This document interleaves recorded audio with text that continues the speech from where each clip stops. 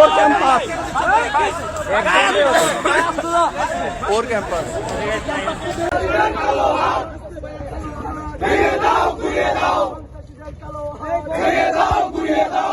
গতকালকে একটা অনাকাঙ্ক্ষিত ঘটনা ঘটছে, যা পুরোপুরি ছাত্রলীগের সন্ত্রাসী বাহিনীরা তাদের সন্ত্রাসী কার্যক্রম পুনঃপ্রতিষ্ঠায় বরিশাল বিশ্ববিদ্যালয়ের প্রশাসনের দুর্বলতার কারণে এরকম একটা ন্যাক্কারজনক ঘটনা ঘটছে, যা আমরা সাধারণ শিক্ষার্থীরা যারা আছি এই ঘটনার তীব্র নিন্দা ও প্রতিবাদ জানার একই সাথে যারা জড়িত তাদের বিরুদ্ধে আইনানুগ ব্যবস্থা এবং স্থায়ী বহিষ্কার দাবি জানাচ্ছি।